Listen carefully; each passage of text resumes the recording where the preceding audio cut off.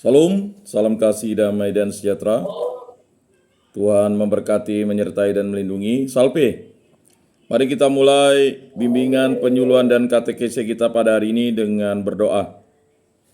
Dalam nama Bapa dan Putra dan Roh Kudus. Amin. Allah Tritunggal Yang Maha Kudus, kami berkumpul di hadapan-Mu untuk memulai karya agung-Mu, yaitu mendengarkan firman dan sabda-Mu.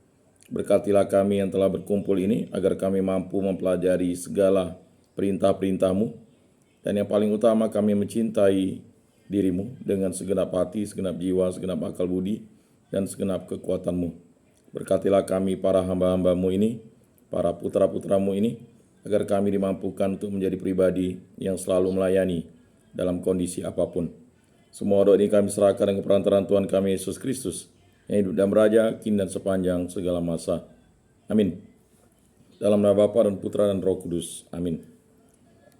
Bapak-bapak yang terkasih, pada masa Paskah ini kita tidak jemu-jemunya selalu mengucap syukur.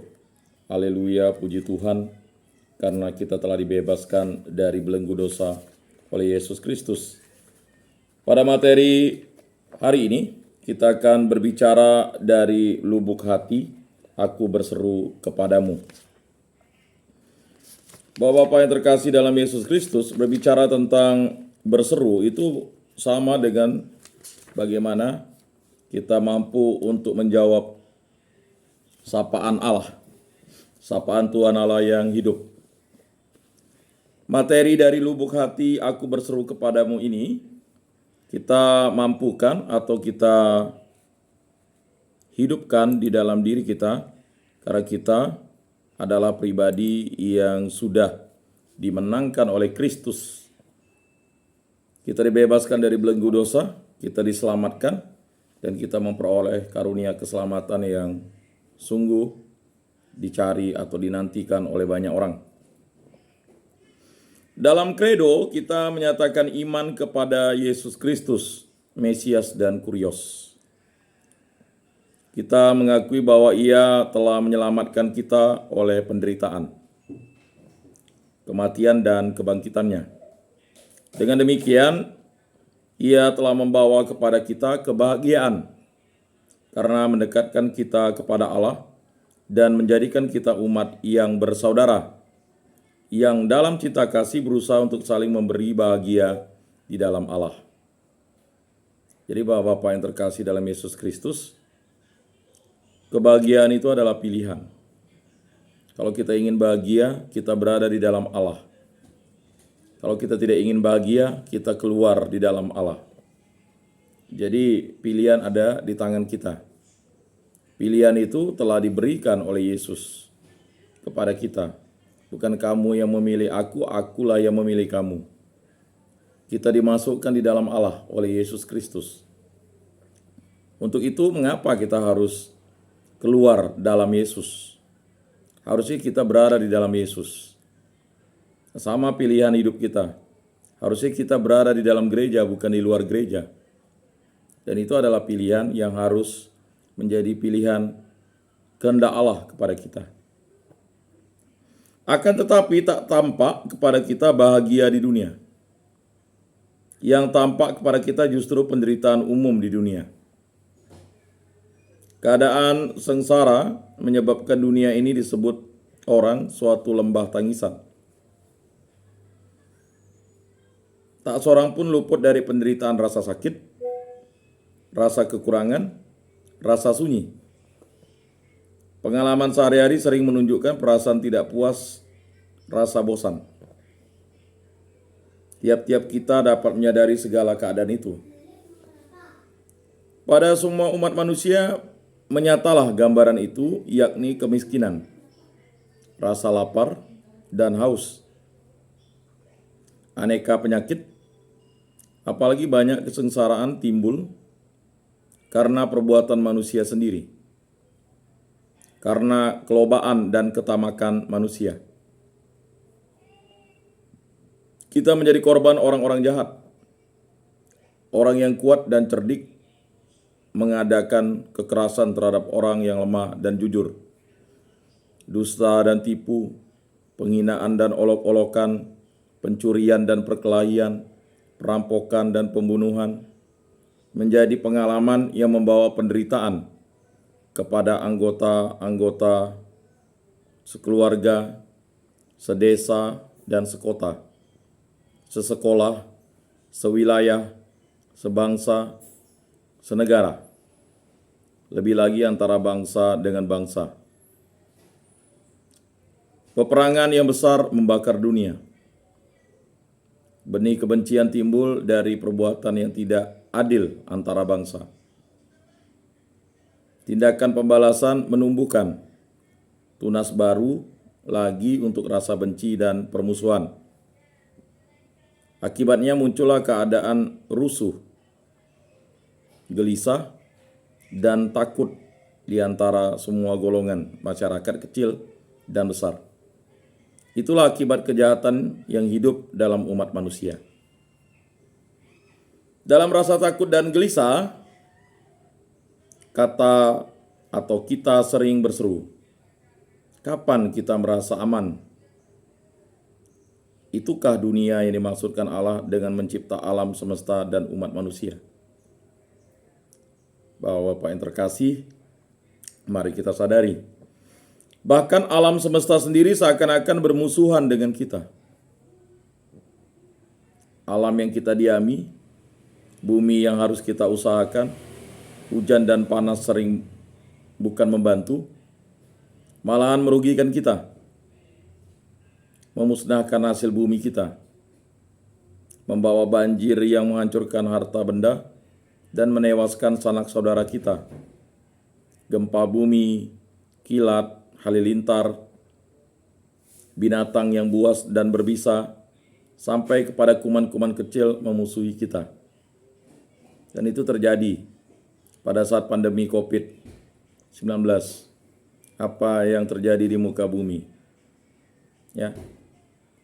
Suatu kuman kecil yang disebut virus mampu membuat manusia seluruh dunia gemetar. Tidak ada yang tidak menggunakan protokol kesehatan.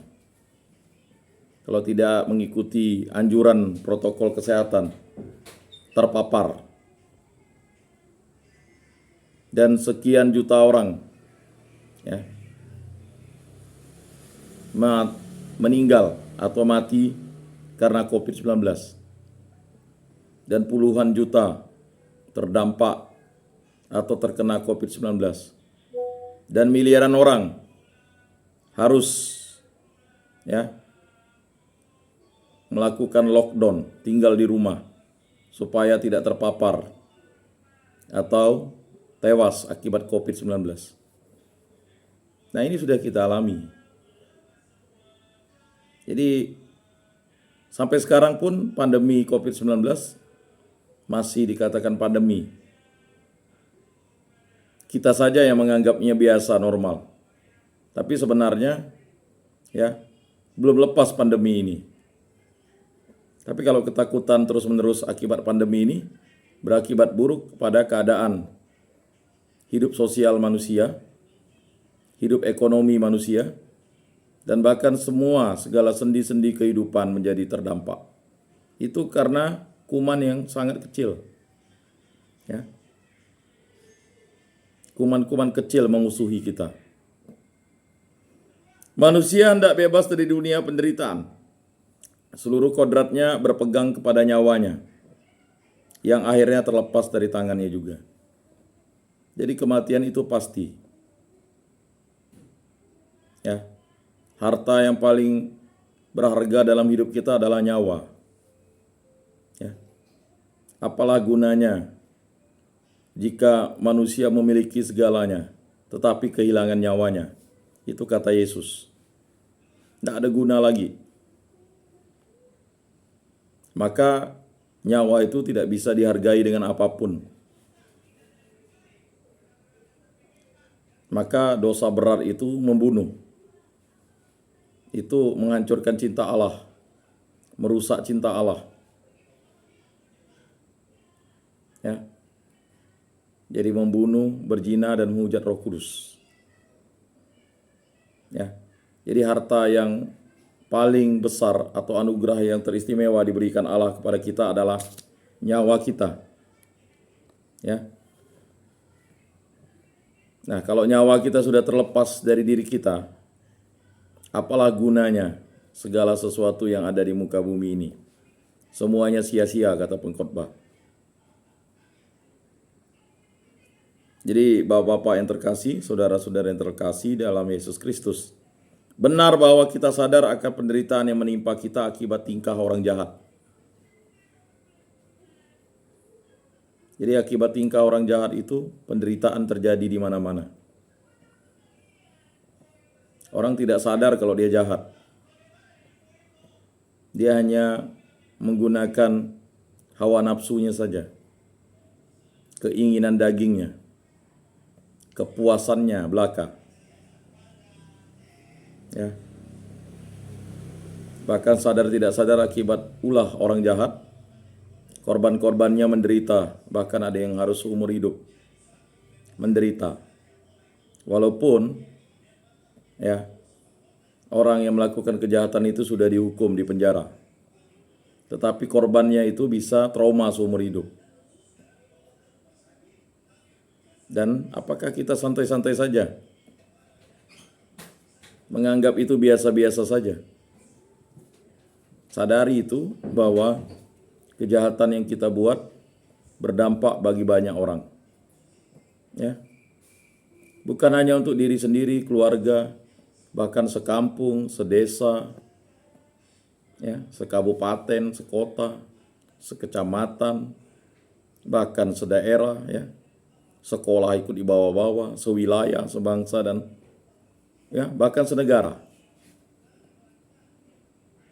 Kalau kita pergi ke Kucing, lihat tuh orang Indon. Orang Indon tuh dianggap jahat semua. Senegara. Yang curi motor hanya segelintir orang Indon.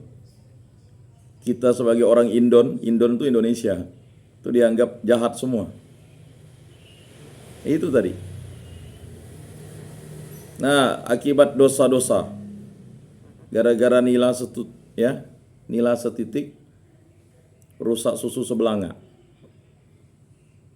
Ya, kita sering bilang orang kampung ini, wah, bahaya di kampung itu, banyak penjahat. Jadi dosa struktural itu, ya, akhirnya menghantui kita, seperti iblis yang merasuki sana sini. Kalau misalnya terjadi pencurian di kampung, memang itu keluarganya. Dari bapak anaknya sama aja. Padahal belum tentu anaknya yang mencuri. Ya kan? Mungkin bapaknya mencuri sekali dan lalu ditangkap polisi. Tapi ketika barang orang hilang, akhirnya tertuduh. Nah, ini banyak terjadi penderitaan akibat ulah kejahatan. Ya. Akan tetapi kita merasa sukar untuk menjadi orang yang baik dan jujur. Kalau kita refleksikan, memang sukar menjadi orang yang baik dan jujur. Kata Yesus, adalah sukar orang kaya masuk ke dalam kerajaan surga. Adalah mudah unta masuk ke lubang jarum. Yang dimaksudkan Yesus itu adalah, sebenarnya manusia tidak bisa masuk ke dalam kerajaan surga. Tetapi itu tidak mustahil bagi Allah.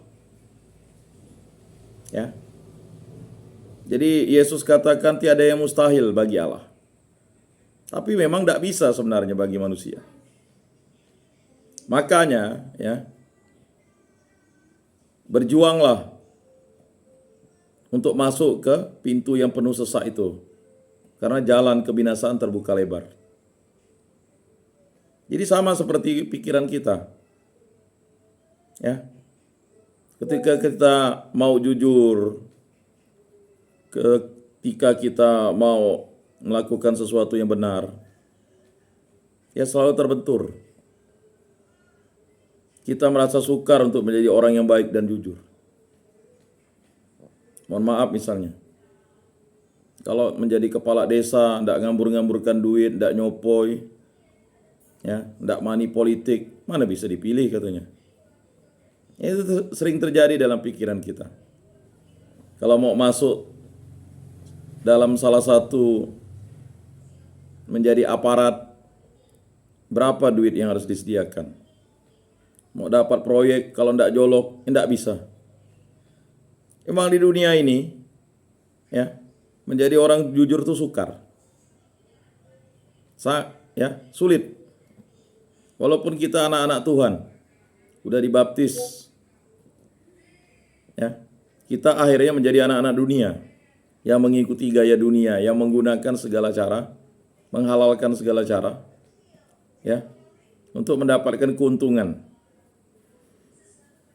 Dan ini sering membuat kita tergelincir. Apalagi kalau orang mengukur kesuksesan itu dengan materi. Ya. Orang lihat rumah bagus, sukses. Orang lihat rumah mobil bagus, sukses. Ya. Punya istri banyak, sukses. Jadi orang mengukurnya pakai materi, ya susah. Dan ini adalah sesuatu yang memang perjuangan bagi kita. Siapa berani mengatakan bahwa perbuatan dan sikapnya selalu suci dan benar? Tidak ada. Dalam ibadat, ya, saya berdosa, saya sungguh berdosa. Jadi, ya, pernyataan tobat kita itu saya berdosa, saya sungguh berdosa. Karena memang, ya, kita bukanlah orang suci dan orang benar. Tetapi yang menyucikan dan membenarkan kita adalah Kristus Yesus. Setiap orang yang berpikir panjang dan jujur akan merasa malu andai kata kecenderungan, keinginan dan pikiran yang berada dalam batinnya diketahui orang lain. Itu. Jadi setiap orang yang berpikir panjang dan jujur akan merasa malu andai kata kecenderungan, keinginan dan pikiran yang berada dalam batinnya diketahui orang lain. Ya memang kita, ya, untuk jujur itu sukar. Untuk berpikir panjang itu sulit. Apalagi kalau kita harus tukar pendapat dengan orang lain. Diskusi, komunikasi. Ya. Maunya melakukan sesuatu itu secara emosi. Tidak berpikir panjang. Hanya berpikir sesaat. Ya. Jadi banyak di antara kita jatuh karena kita tidak menyandarkan kepada hidup yang jujur, yang memang sukar, berpikir panjang atau sabar. Kita maunya instan. Ya. Kalau kita dapat satu proyek, langsung bisa beli mobil. Proyek kedua, kita bisa punya rumah bagus. Tanpa tahu proyek itu harus dikerjakan dengan baik dan benar. Ya. Kita lebih mudah bekerja sama dengan orang yang picik, yang langsung memberikan kita hadiah. Sekali teken dapat duit. Sekali teken misalnya dapat mobil. Dan itu akibatnya kita tergelincir. Ya. Banyak yang menjerumuskan kita karena apa tadi? Ya karena pikiran-pikiran yang tidak menyandarkan diri kepada Kristus Yesus. Bukan jalan penderitaan yang kita pilih, tetapi jalan untuk menyoraki Yesus saja. Kita maunya Minggu Palma aja kita. Ya. Tetapi kita tidak mau mengikuti jalan salib Kristus. Nah, itu yang harus dipahami sebagai pengikut Kristus. Sampailah kita ke titik ini. Kita berada di tempat ini. Apakah kita masih tidak sadar dan insaf? Nah, kecenderungannya itu memang akhirnya bergolak batin kita. Di samping itu ada sifat umum, yakni setiap orang ingin melepaskan kesalahan kepada orang lain. Bahasanya cari kambing hitam. Saya tidak bersalah. Dia yang salah. Padahal kita sudah mengakui saya berdosa, saya sungguh berdosa. Ya. Jadi kecenderungannya ingin menyalahkan kesalahan kepada orang lain. Semua orang begitu. Kok saya yang lalu kena? Bukan saya adalah ucapan umum pada manusia. Sulit memang. Tetapi dalam ibadat atau dalam misa itu, pernyataan tobat untuk berjumpa dengan Allah itu harus mengakui dulu. Saya berdosa, saya sungguh berdosa. Kalau tidak seperti itu, kita tidak bisa layak menghadap Allah. Ya, maka supaya layak dan pantas kita beri ibadat di hadapan Allah, marilah kita mengakui dosa-dosa kita. Bukan saya dalam suatu perkara atau perselisihan. Bukan saya di muka hakim atau di muka kawan-kawan. Melainkan dalam hatinya sendiri pun manusia sukar mengakui bahwa ia adalah pokok kesalahan. Kesalahan itu selalu dilemparkan kepada orang lain. Mana ada Pak maling yang ngaku, katanya. Dan memang itu dalil di dunia ini. Tetapi dalam hati kita, kita tahu kok kita salah. Berhubungan dengan hal itu, manusia merasa diri tidak aman di dunia ini. Rasa takut meliputi hati manusia. Untuk datang ke dalam bimbingan penyuluhan dan katekese ini masih ada yang takut. Nah itulah tadi. Yang tidak pernah hadir itu merasa takut. Bukan dia cuek, takut. Karena rasa takut meliputi hati manusia. Padahal Yesus katakan jangan takut. Kalau kita tidak mau menghadapi masalah kan sebenarnya kita takut sebenarnya. Karena masalah itu harus dihadapi. Karena kita yang menyebabkan masalah. Kalau rasa takut meliputi hati manusia, itulah dosa. Ia merasa dirinya bagai tidak beratap, tidak mempunyai tempat berlindung. Merasa diri kosong, telanjang terhadap kecelakaan yang mengancam. Jadi sudah sampai di tempat ini bapak-bapak, saudara-saudara, mungkin ada yang tidak pernah mau ikut bimbingan penyuluhan dan katekese. Walaupun jumlahnya 80, yang hadir palinglah banyak 30, 35. Mengapa? Karena dia takut. Yang takut itu, rasa takut, rasa sedih itulah. Itulah iblis-iblis yang menakuti kita, supaya kita tidak dekat kepada Allah. Kita menjauh dari Allah. Itulah iblis yang menyerupai ular di Taman Eden, di mana Hawa dan Adam akhirnya menjauh dari Allah. Itu gara-gara si ular yang berbisik. Karena banyak di antara kita mungkin dibisiki. Tidak masalah kok tidak datang ke gereja, Tuhan mengampunimu, karena Tuhan Maha Pengampun. Gitu. Itu salah satu rayuan iblis yang sangat kuat kepada kita. Tidak masalah buat dosa dikit. Atau Tuhan itu pengampun, Yesus mengampuni katanya. Dan ini sering terjadi. Pergolakan batin kita. Nah, kalau kita tidak sering berdialog dengan Tuhan, akibatnya kita akan hidup dalam ketakutan yang luar biasa. Ketakutan itu mengancam diri kita. Jadi seakan-akan kalau kita berjumpa dengan Yesus itu adalah kecelakaan. Kita tidak bisa memelihara jimat kita. Kita tidak bisa memelihara kedosaan kita. Kita tidak bisa memelihara barang-barang yang sebenarnya tidak boleh kita pelihara.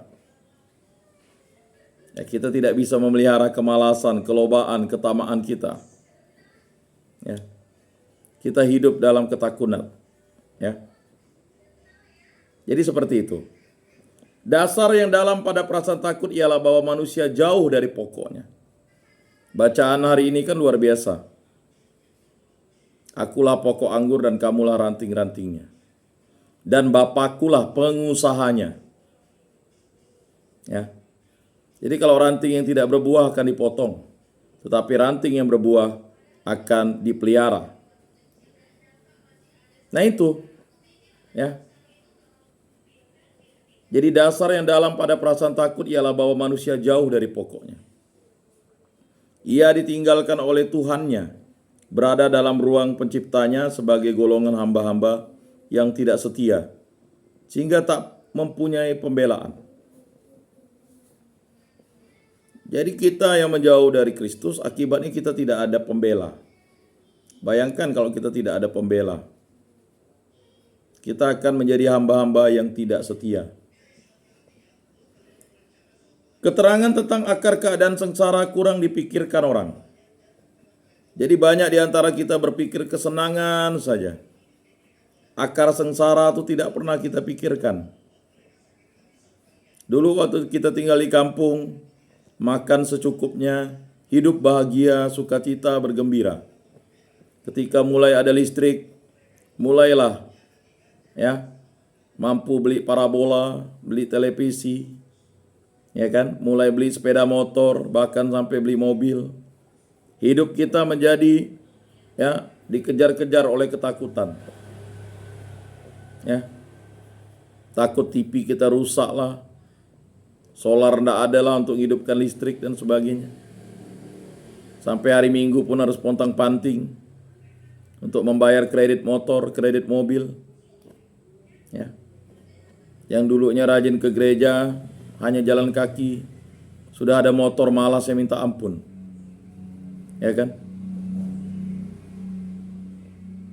Pakai mobilnya ndak mau ke gereja, takut belepek katanya. Jadi bukan pakai mobil untuk kemuliaan Tuhan, takut mobil disimpan saja. Saya pernah lewat, berkali-kali saya lewat, mobil tuh mulus ditaruh di garasi sampai di depan. Tahan dia jalan kaki. Aduh, saya bilang, untuk apa punya materi itu tidak dinikmati? Takut mobilnya belepek, masuk ke gereja yang belepek. Bahasa belepek tuh tahulah Pak Atis tuh dengan Pak Lingkun tuh. Gerejanya bahkan di suatu daerah, kawan saya cerita, semuanya pakai mobil, tapi gerejanya mau roboh. Karena mobil di sana tuh murah. 15 juta, 20 juta dapat di suatu daerah, di daerah Kapuas Hulu sana. Gerejanya mau roboh. Bingung. Anak SD udah pandai pakai mobil yang double gardan. Karena di sana mobil itulah tadi. Menikmati hasil kejahatan orang, lalu kita bawa itu untuk sesuatu yang tidak mulia. Jadi itu, kita sering tidak memikirkan, Jadi keterangan tentang akar keadaan sengsara kurang dipikirkan orang. Mereka berusaha untuk mengelak dengan segala daya upaya, akan tetapi sering timbul pikiran apa gunanya hidup di dunia ini.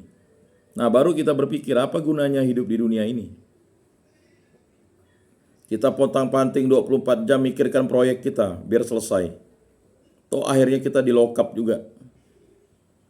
Kita berpikir bagaimana mendapat keuntungan sebanyak-banyaknya. Buka usaha ini, bantu orang ini, sana sini. Tapi toh akhirnya apa gunanya?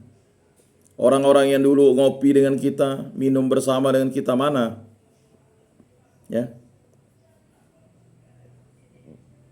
Yang menyapa kita waktu kita pergi ke pasar. Yang kita jamin waktu ke pasar mana? Semuanya meninggalkan kita. Mengapa? Karena memang kesengsaraan itu harus kita alami sendiri. Tidak bisa bawa orang sengsara. Tetapi jauh lebih sengsara adalah istri dan anak-anak kita, keluarga kita. Mendapat tekanan batin, tekanan psikologis, pergunjingan dan sebagainya. Nah, ini sesuatu yang memang harus kita sadari supaya kita paham bahwa kita dihajar dan diajar oleh Yesus Kristus untuk menjadi pribadi yang terus mencapai kesempurnaan. Jadi ada ahli-ahli pikir modern yang dalam rasa putus asa mengatakan hidup di dunia ini tidak mempunyai arti dan tujuan. Our existence has no sense at all. bahasa kerennya. Bahasa dari Bengkayang tuh. Ya, atau bahasa dari Landak. Ya, jadi our existence has no sense at all. Bagaimana mungkin percaya kepada seorang Tuhan yang memberi kita penyakit kanker?